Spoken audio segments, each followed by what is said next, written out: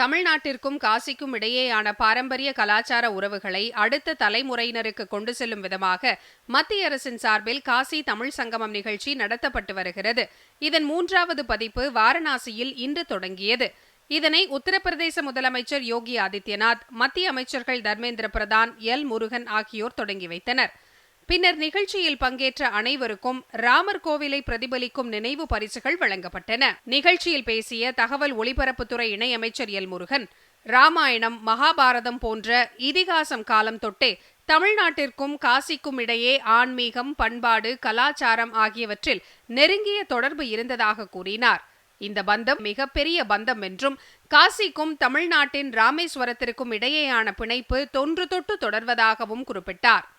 பிரதமர் நரேந்திர மோடி செல்லும் இடங்களிலெல்லாம் திருக்குறளை கொண்டு சேர்ப்பதை நினைவு கூர்ந்த அவர், திருவள்ளுவருக்கு உலகம் முழுவதும் கலாச்சார மையம் அமைக்கும் நடவடிக்கைகளை மேற்கொண்டு வருவதையும் எடுத்துரைத்தார். திரு நரேந்திர மோடிஜி அவர்களுடைய உயிர் மூச்சு கொள்கையாக விளங்கும் ஒரே பாரதம் உன்னத பாரதம், ஏக் பாரத் சிரேஷ்ட பாரத் என்ற முழக்கத்தின் ஊக்கத்தையும் வலிமைப்படுத்துகின்ற வகையில உலகின் பல்வேறு நாடுகளில் பரவி வாழ்ந்து வரும் தமிழ் சமூகம் பெருமை கொள்ளும் விதமாகவும் மற்றவர்கள் பார்த்து வியங்கும் விதமாகவும் காசி தமிழ் சங்கமம் நிகழ்ச்சி கடந்த 2 ஆண்டுகளாக சீரும் சிறப்புமாக நடந்தேறியது.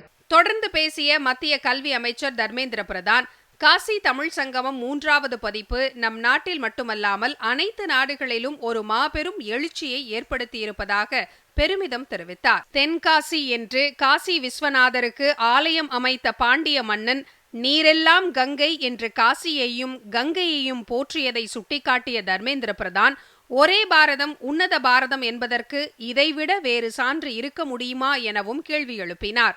தமிழையும் சமஸ்கிருதத்தையும் தமது 2 கண்களாக பாவிக்கும் பிரதமர் நரேந்திர மோடியே இந்த நிகழ்ச்சிக்கு காரணகர்த்தாவாக இருப்பதாகவும் அவர் கூறினார். இஸ் பார் கி காசி தமிழ் சங்கமம் ஜப் ஹோகா இன் சபி अतिथियों को कुंभ की दर्शन कराने का अवसर दिया जाए. 144 ஆண்டுகளுக்கு ஒருமுறை நடக்கக்கூடிய பிரயாகராஜிலே நடந்து கொண்டிருக்கக்கூடிய இந்த மகா கும்பமேளாவில் அவர்கள் தீர்த்தமாட வேண்டும், அயோத்திக்கு செல்ல வேண்டும்.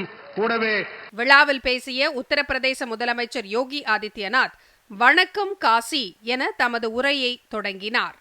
வணக்கம் காசி, உனகொலாய் காசில் வராவேரிக்கிறோம்.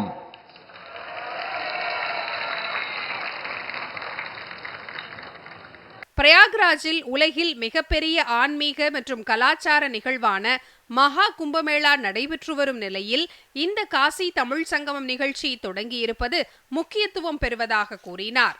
தொடக்க விழா நிகழ்ச்சியில் தமிழகத்தின் மங்கள இசையும் நாட்டுப்புற கலை நிகழ்ச்சிகளும் இடம்பெற்றிருந்தன.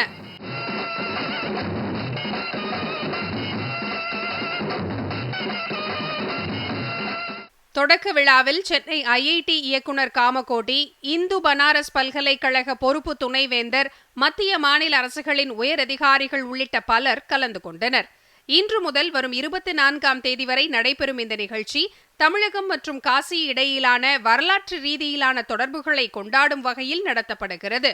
இதில் தமிழகத்திலிருந்து 1200 பேர் பங்கேற்கின்றனர்.